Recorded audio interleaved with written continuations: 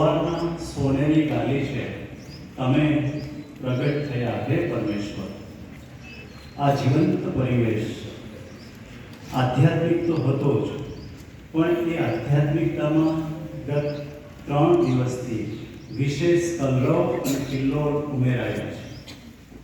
જ્ઞાનની સાધના સાથે પ્રસન્નતાની સાધના પણ થઈ રહી છે.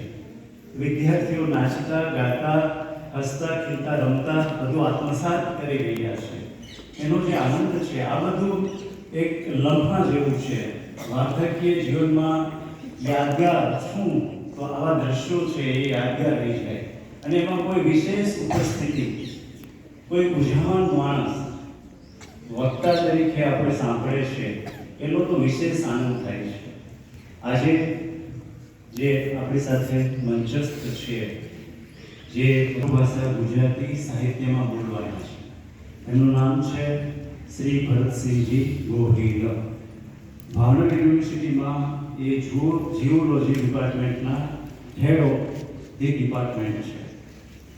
એમએસસી જીઓલોજીમાં કર્યું છે, પીએચડી જીઓલોજીમાં કર્યું છે, અને એ ભાવનગર યુનિવર્સિટીમાં ઘણા વર્ષોથી પ્રોફેસર તરીકે સેવાઓ આપી રહ્યા છે. એ તો સાયન્સના માણસ છે, વિજ્ઞાનના માણસ છે, અને તેમ છતાં માતૃભાષામાં અને લોક સાહિત્યમાં અને ભજન વિશે વાતો કરવાના છે. એ કેમ, તો એ પછી તમને કહું. પહેલાં એમની જે ઉપલબ્ધિઓ છે એ તમને ગણાવું. ઘણી ઉપલબ્ધિઓ છે.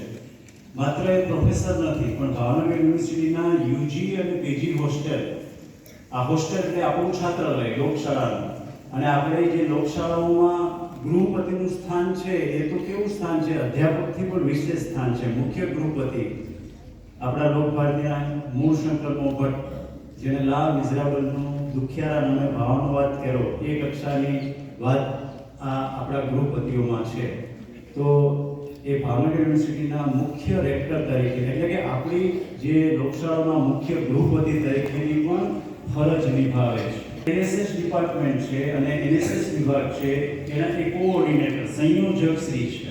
અને હમણાં જ કહેતા હતા કે 30 ગામમાં જે એનએસએસ શિબિરો થાય, એમાં વર્ષમાં મારે 60 વખત જવાનું હોય. એટલે એ હરતા ફરતા રહે છે, પરિભ્રમણ કરતા રહે છે, ચરેવેથી ચરેવેથી. એટલે એ સતત પ્રવાસ કરીને પણ શીખતા રહે છે. આજીવન શિક્ષક છે એમ કહો તો ચાલે, અને આજીવન વિદ્યાર્થી પણ છે. સતત શીખે છે. નેશનલ અને ઇન્ટરનેશનલ જર્નલોમાં એમના સંશોધિત પેપર પ્રકાશિત થાય છે. નેશનલ અને ઇન્ટરનેશનલ સેમિનારોમાં વક્તા તરીકે એમને બોલાવવામાં આવે છે. આકાશવાણી પણ એમની 2 કલાકની મુલાકાતો લે અને એ પ્રસારિત કરે છે. એવા એક વિજ્ઞાનના માણસ, પણ ભીતરથી સંપૂર્ણ કળાના માણસ. એટલે